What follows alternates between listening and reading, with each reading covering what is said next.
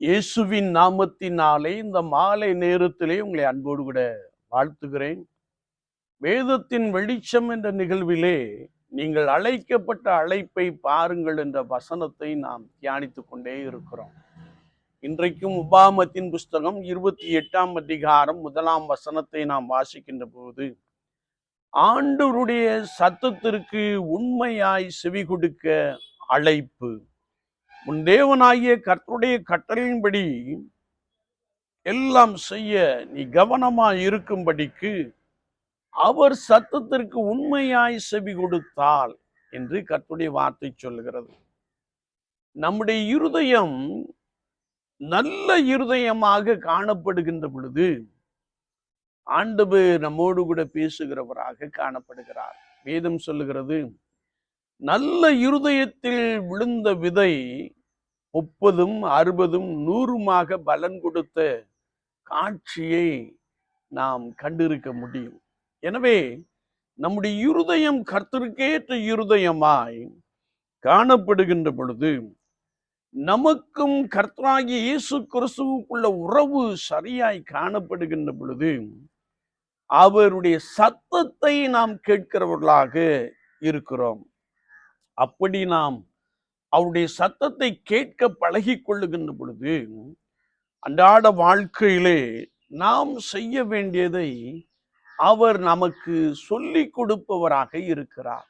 எனவேதான் சங்கீதக்காரன் சொல்லுகிறார், அதிகாலமே உம்மை தேடுகிறேன், நான் நடக்க வேண்டிய வழியை எனக்கு போதியும் என்று கேட்கிறார். சுவாச வாழ்க்கையிலே நான் கர்த்தருக்கு பிரியமான ஒரு மனிதனாய், கர்த்தருக்கு பிரியமான ஒரு மனுஷியாய் வாழுகின்ற பொழுது, கர்த்தர் நம்மேல் பிரியமாயிருந்தபடியினால் என்ற வார்த்தையின்படியும் ஆண்டவர் நம்முடைய விண்ணப்பத்தை கேட்கிறார். மெய்யாகவே நாம் அவருடைய சத்தத்தை கேட்டு அவருக்கு செவி கொடுக்கிறவர்களாக வாழுகின்ற ஒரு பெரிய அனுபவத்தை நாம் பெற்றுக்கொள்கிறோம்.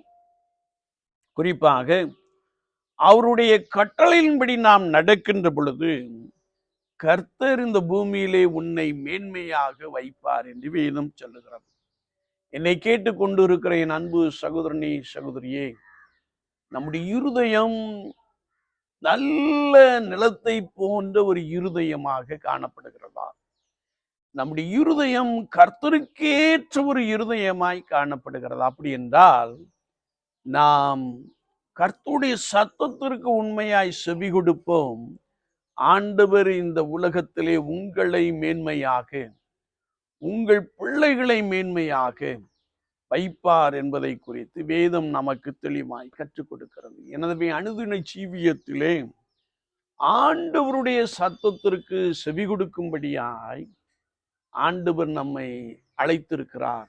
அவருக்கும் நமக்கும் உள்ள உறவு சரியாய் காணப்படுகின்ற பொழுது அவருடைய சத்தத்தை நாம் கேட்கிறோம், அவருடைய சித்தத்தின்படி நாம் நடக்கிறோம், அவருடைய விருப்பம் நம்மிலே பலமாய் காணப்படுகிறது. கர்த்தர் சகல ஆசீர்வாதத்தினாலும் உங்களை நிரப்புகிறார். குறிப்பாக அவர் நீங்கள் பணி செய்கின்ற இடத்திலே உங்களை மேன்மையாக வைப்பார்.